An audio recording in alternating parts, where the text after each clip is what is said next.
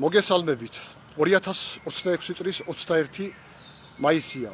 ვიმყოფები მესტიაში გუშინ ანუ 20 მაისს მე ვილაპარაკე და ალბათ ზოგიერთ თქვენთაგან ალბათ ნახეთ იმასთან დაკავშირებით რომ შესრულდა წელიწადი და 4 თვე გუშინ მას შემდეგ რაც ამერიკის შეერთებული შტატების პრეზიდენტმა დონალდ ტრამპმა დადო ფიცი და მოხდა მისი ჩატარდა ინაგურაცია და აღნიშნულ საუბარში მე ვილაპარაკე იმასთან დაკავშირებით არსებობს სერიოზული ალბათობა რომ ვითარება დაიძაბოს კუბისა და ნიკარაგუის მიმართულებით და დღეს დილას როდესაც გავეცანი საერთაშორისო ახალ ამბებს ნახე რომ თურმე ანუ ამის შესახებ გუშინ არ ვიცოდი და დღეს დილას ნახე ინფორმაცია რომ თურმე ამერიკის შეერთებული შტატების იუსტიციის სამინისტრომ სისხლისამართლებრივი ბრალი წაუყენა სისხლისამართლებრივი ბრალდება წაუყენა კუბის ყოფილი პრეზიდენტის ფიდელ კასტროს ძმას რომელიც ასევე კუბის ყოფილი პრეზიდენტი არის რაულ კასტროს სისხლისამართლების დანაშაულების ჩადენაში მაგრამ სანამ აღნიშნულ და სხვა საკითხებზე გადავიდოდი სასაუბროდ მოგიწოდებთ იმათ ვისაც აქ ჩემი აქტიურობა აქ ამ პლატფორმაზე ამ აკაუნტზე ჩემი აქტიურობა საინტერესოდ მიგაჩნიათ რომ გამოიწეროთ ანუ დააფოლოვოთ ეს აკაუნტი დასვათ მოწონებები ანუ ლაიქები და გააზიაროთ იმ მიზნით რომ უფრო მეტ ადამიანს ჰქონდეს წვდომა ამ აკაუნტზე არსებულ მასალისადმი როგორც მოგახსენეთ ბრალდება აქვს წაყენებული რაულ კასტროს მას ამერიკის შეერთებული შტატები ბრალად ცდებს სხვადასხვა დანაშაულებების და მათ შორის 1996 წელს ორი სამოქალაქო თვითმფრინავის ჩამოგდებაში მონაწილეობას. ამ დროს შეგახსენებთ რომ რაულ კასტრო იყო კუბის თავდაცვის მინისტრი. ახლა შეხედეთ რა ხდება. ზოგადად მას შემდეგ რაც ტრამპი გახდა ამერიკის შეერთებული შტატების პრეზიდენტი, როგორი მოვლენები განვითარდა. უყურეთ, ტრამპი სანამ პრეზიდენტი გახდებოდა ის აცხადებდა რომ თუ მას აირჩევდნენ პრეზიდენტად, ის დაამთავრებდა მოკლე ხანში უკრაინის ომს, მათ შორის ამბობდა რომ დაამთავრებდა ინაგურაციამდე. ანუ უკვე დაახლოებით 16 თვეზე მეტი ხნის დამთავრებული უნდა იყოს. მაგრამ მან და გარდა ამისა ის ამბობდა რომ ამითი ის გადაარჩენდა მსოფლიოს ბირთვული ომის საფრთხისაგან. გარდა ამისა ის ლაპარაკობდა რომ მისი არჩევის შემთხვევაში ლაპარაკობდა მშვიდობაზე. მაგრამ როგორც მოგეხსენებათ, მან ვერ შეძლო აღნიშნული ომის ზემოხსენებული ომის უკრაინასა და რუსეთს შორის ომის დამთავრება, რუსეთის აგრესიული ომის დამთავრება, მოდი ასე ვთქვათ. მან ვერ და რა თქმა უნდა მან მის რეიტინგზე იმოქმედა რადგან ის დემოკრატიული ქვეყანა იქ ასე არა როდესაც დაპირდება ხელისუფლება და მე ასე პირდაპირ გასცემს და მე მისი არ შესრულება ეს ასეთი ორი საქმე არ არის და მიუხედავად და შემდეგ ის 28 პუნქტიანი გეგმა რომელიც მან წარადგინა ფაქტიურად წარმოადგენდა უკრაინის ჩაბარების გეგმას მაგრამ მას წინაღუდგა უკრაინის ხელისუფლება უკრაინის საზოგადოება სოფლიო დემოკრატიული სამყაროს მნიშვნელოვანი ნაწილი და ასევე თვითონ ამერიკის პოლიტიკური სპექტრის მნიშვნელოვანი ნაწილი მათ შორის რესპუბლიკურ პარტიაშიც მოხდა ამ მიმართულებით განხეთქილება და რესპუბლიკელმა სენატორებმა მათ შორის რესპუბლიკელმა სენატორმა ანუ ტრამპის თანაპარტიელმა გააკეთა განცხადება რომ აღნიშნული განხორციელება ეს იქნებოდა კატასტროფა ამერიკის ინტერესებისათვის დააკვირდით ხაზი გაუსვა რადგანაც უკრაინის ჩაბარება ეს ფაქტიურად კინაღამ საბჭოთა კავშირის აღდგენას ნიშნავს ხო და ამის შემდეგ რა თქმა უნდა ტრამპის რეიტინგი ამანას და კიდე სხვა ფაქტორებმა მათ შორის კანადასთან დაკავშირებით ლაპარაკობდა გრენლანდიასთან და სხვა ფაქტორებმა სატარიფო ომები თუ ასე შემდეგ სერიოზულად იმოქმედა ტრამპის რეიტინგზე რაც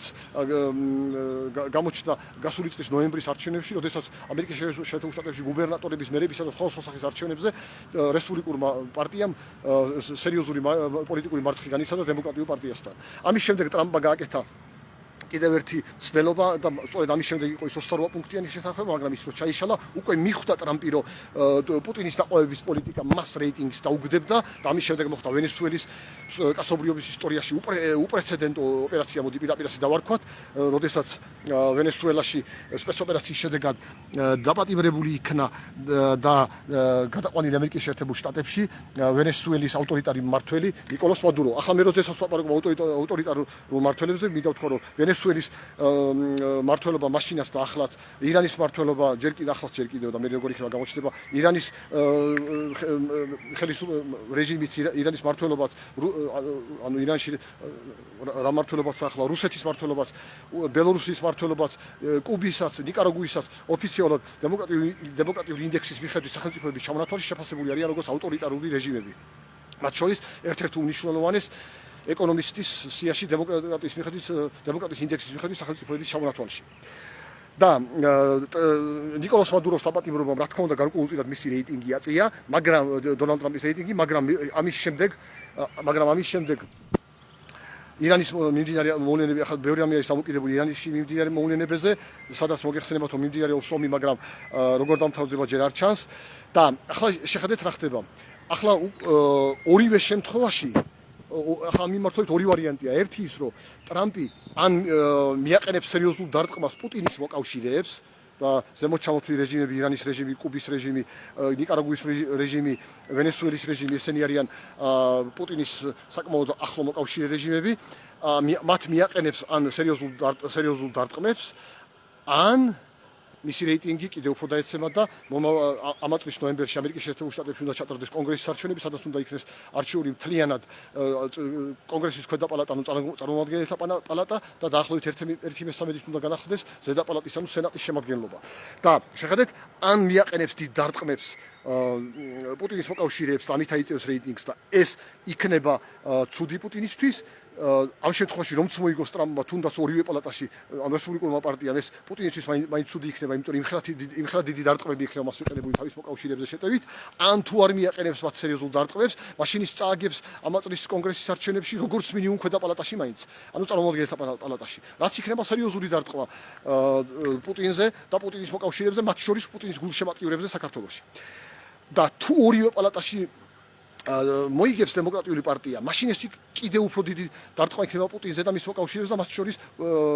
პუტინის გულშემატკივრებზე საქართველოში. ახლა რა ხდება, თუ ორივე პალატაში მოიგებს, თუ ერთ პალატაში მოიგებს დემოკრატიული პარტია, სერიოზული ალბათობა იქნება, რომ მათ აღადგინონ უკრაინის შეერაღების პროგრამა და უკრაინის ფინანსური დახმარების პროგრამა. ხოლო თუ კი ორივე პალატაში მოიგებს დემოკრატიული პარტია, მაშინ კიდევ უფრო დიდი ალბათობა იქნება. და შეგახსენებთ, რომ დღის მდგომარეობით ამერიკის შეერთებულ შტატებში თითქმის შეწყვეტილი აქვს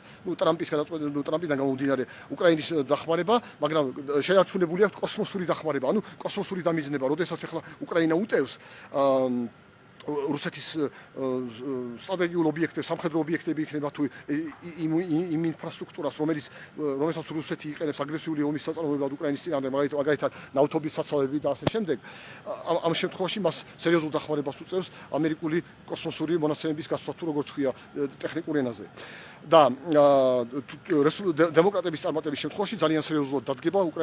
უკრაინაზე ფინანსური და სამხედრო დახმარების აღდგენის შესახებ ამერიკის შეერთებულ შტატების მხრიდან. მოგეხსენებათ, რომ დღეს სხვა დემოკრატიული სახელმწიფოები ეხმარებიან ევროპას და იმას უკრაინას და თუ მათ შორის ევროპის ქვეყნები და თუ ამერიკის დახმარებას დაემატება, ეს კიდევ უფრო დიდი დარტყმა იქნება პუტინის რეჟიმზე. ასე რომ ასეთი სიტუაცია არის, თუ ტრამპი მოიგებს ორივე პალატაში, ის მოიგებს მხოლოდ იმ შემთხვევაში, თუ გარკვეულ რაღაცას გააკეთებს მოხსენებული მიმართულებებით, ანუ თუ მიაყენებს სერიოზულ დარტყმებს პუტინის მოკავშირეებს ზოგს მაინც და რაც მაინც დიდი დარტყმა იქნება პუტინზე და მის მოკავშირეებზე, ხოლო თუ არ მიაყენებს, მაშინ როგორც მინიმუმ კონგრესის ქვედა პალატაში, ანუ წარმომადგენელთა პალატაში ამ წლის ნოემბერში დემოკრატიული პარტია უმრავლესობას აიღებს და შემდეგ ეს ფაქტორი იქნება დიდი დარტყმა პუტინზე და მის მოკავშირეებზე და მის გულშემატკივრებზე საქართველოში. ახლა თქვენ შეხედეთ, პუტინი როდესაც ეხლა ზოგიერთი ამბობს ირანის ომი რახანაა და ნავთობი გაზრდა ეს პუტინს აწყობსო. ეს პუტინს შეიძლება აწყობდეს მოკლევადიან იმაში, მაგრამ შემდეგ რაც უფრო დასუსტებიან მისი რეჟიმები, ეს მით უფრო დიდი დარტყმა მასზე, ჯერ ფსიქოლოგიურად და მერე პრაქტიკულადაც. ვინაიდან და ის თუნდაც მცირე ხნით იქნება რამდენი ხნით ნავთობის გაძვირება იმ ზარალს მისთვის ვერ გადაწონის. და ახლა შეხედეთ რა ხდება საქართველოსთვის. ეს არის ძალიან მნიშვნელოვანი, რადგან რაც უფრო დასუსტება პუტინი მით უფრო რეალური იქნება საქართველოს რუსეთის მიერ ოკუპირებული ტერიტორიების დეოკუპაცია და მით უფრო რეალური იქნება საქართველოში დემოკრატიული რეფორმები, რადგან საქართველოში როგორი სიტუაცია, ახლა შეხედეთ, თუ თუ ვინმე საქართველოში ავტორიტარული რეჟიმის ჩამოყალიბებაზე ნატრულობს, თუ ის დარწმუნდება, რომ პუტინი ვერ იმარჯვებს, მაშინ ისინი მიხვდებიან, რომ ისინი ბევრი მათგანი უფრო მიხვდება, რომ აზრი არ აქვს და ნებით მეტი ალბათობა იქნება, რომ გაატარონ დემოკრატიული რეფორმები. მე მინდა გავაკეთო ასეთი რაღაცა, მოუწოდებ ოცნების ლიდერებს, რომ დაიწყონ საქართველოში დემოკრატიული რეფორმების გატარება სხვადასხვა მიმართულებით, მათ შორის საარჩევნო კანონმდებლობის მიმართულებით, მათ შორის იმ კანონმდებლობის მიმართულებით, რომლებიც ბოლოხანებში იქნა მიღებული და რომლებიც ძალიან დიდ კაბათს იწვევენ დემოკრატიის მიმართულებით. დიდი მადლობა, კარგად ბრძანდებოდეთ.